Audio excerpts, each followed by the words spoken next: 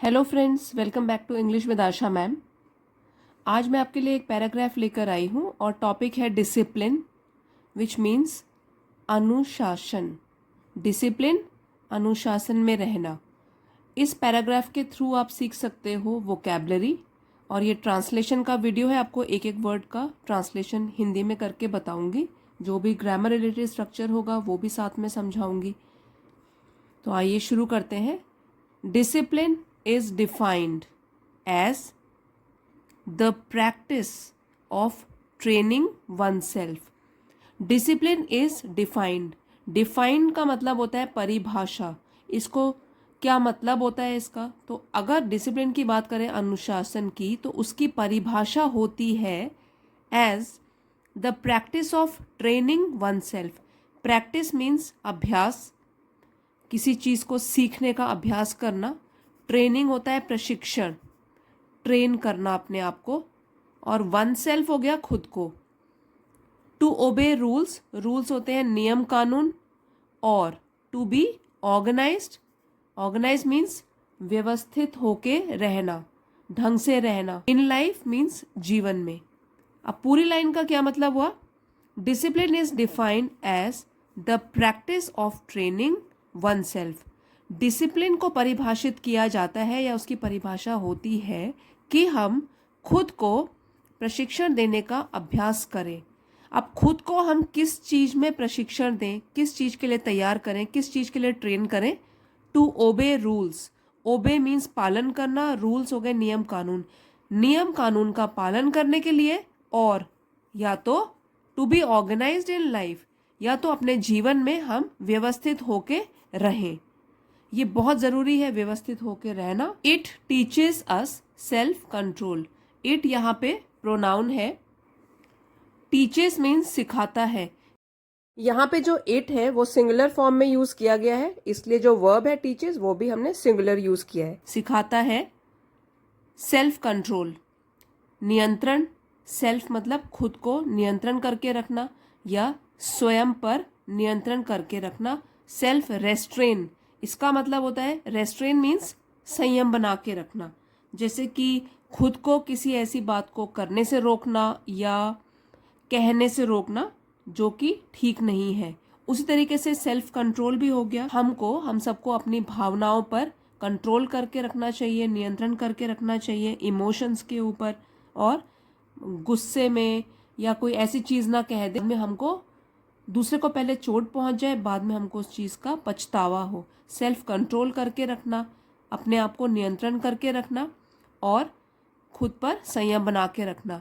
And respect for laws, laws जो नियम कानून होते हैं उसके लिए सम्मान रखना। अब पूरी लाइन का ये मतलब हुआ, it teaches us self control, self restrain and respect for laws. Discipline हमको सिखाता है कि हम अपने आप पर नियंत्रण बना के रखें, हम आत्म संयम बना के रखें और हम नियम कानूनों का भी सम्मान करें। यहाँ पे फिर से बता दूँ, सेल्फ कंट्रोल का मतलब होता है एबिलिटी टू कंट्रोल इमोशंस। अपनी भावनाओं पर हम लोग काबू करके रखें, ठीक है, नियंत्रण बना के रखें। और सेल्फ रेस्ट्रेन क्या हो गया? खुद पर संयम बना के रखना, अपने आप को कंट्रोल करके रखना, ऐसी बात न करना या ऐसी बात न कहना जिससे कि दूसरे को चोट पहुंचे या जो सही ना हो। और नियम कानूनों की रिस्पेक्ट करें या सम्मान करें। It produces a sense of duty. Produces पैदा करता है, सेंस भावना, ड्यूटी कर्तव्य।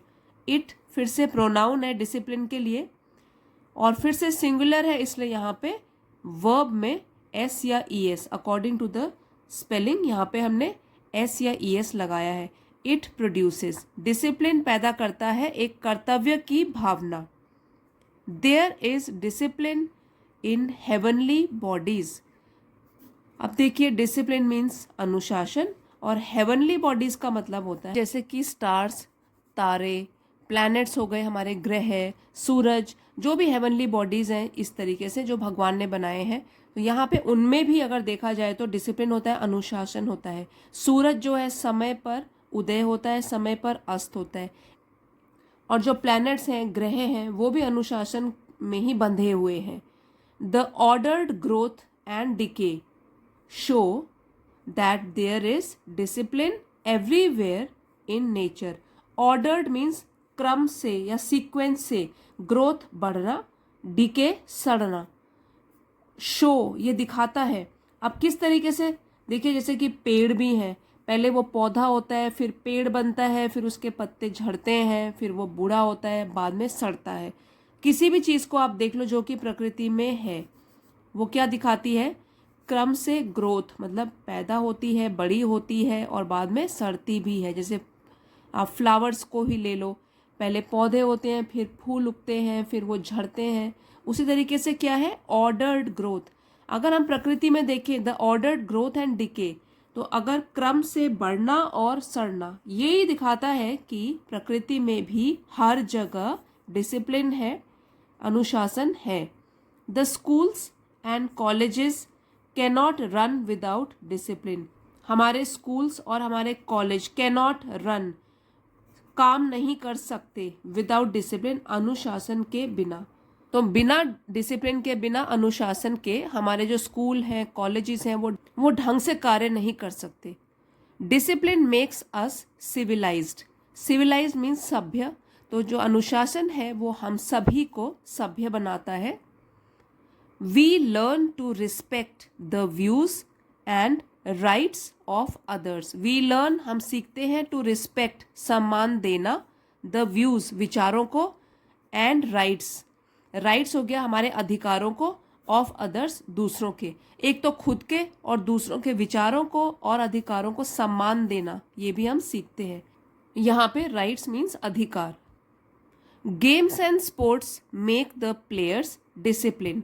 अब हम किसी भी क्षेत्र की बात करें, जैसे गेम्स को ले लीजिए, गेम्स एंड स्पोर्ट्स, इसमें भी मेक द प्लेयर्स, जो हमारे प्लेयर्स होते हैं उनको भी अनुशासन में रहना सिखाता है। अभी जो स्पोर्ट्स पीपल होते हैं जो खेलते हैं, अगर आप देखोगे किसी भी स्पोर्ट में, चाहे फुटबॉल, क्रिकेट, उसमें भी प्लेयर्स एक डिसिप्लिन में रहकर काम करते हैं, टाइम पे सोते हैं, टाइम पे प्रैक्टिस करते हैं और उनका खाना पीना भी कंट्रोल होता है, सब कुछ डिसिप्लिन लाइफ जीनी पड़ती है स्पोर्ट्स में भी। Discipline stands for law and order. Discipline stands for यहाँ पे कि उसका मतलब होता है कि नियम और कानून को बनाए रखना।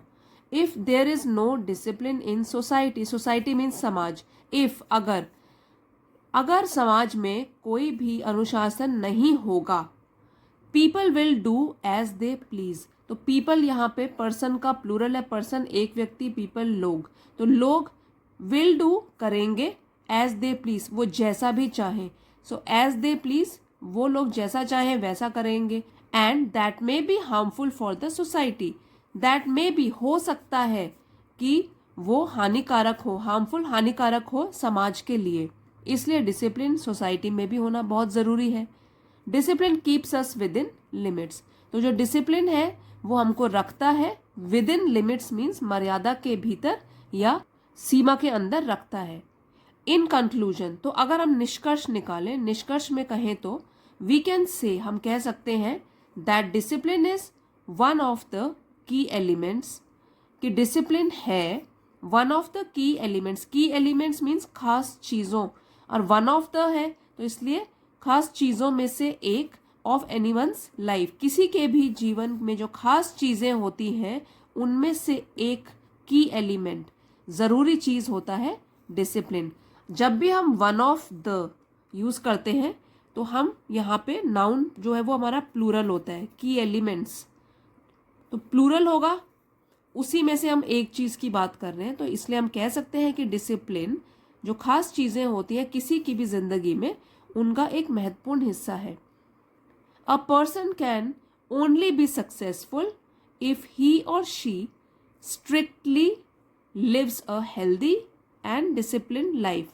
अ पर्सन, एक व्यक्ति, कैन ओनली बी, तभी सक्सेसफुल, सफल हो सकता है, कैन है तो इसलिए सकता है, तभी सक्सेसफुल हो सकता है, तभी सफल हो सकता है अगर वो स्ट्रिक्टली लिव्स, अगर वो जीता है वो भी सख्त तरीके से, हेल्दी, एक स्वस्थ जीवन और एक अनुशासित जीवन जीता है, तो तभी एक व्यक्ति सफल हो सकता है अपने जीवन में। इसलिए हम कह सकते हैं कि डिसिप्लिन हर एक की लाइफ में उतना ही इम्पोर्टेंट है, एक बराबर इम्पोर्टेंट है।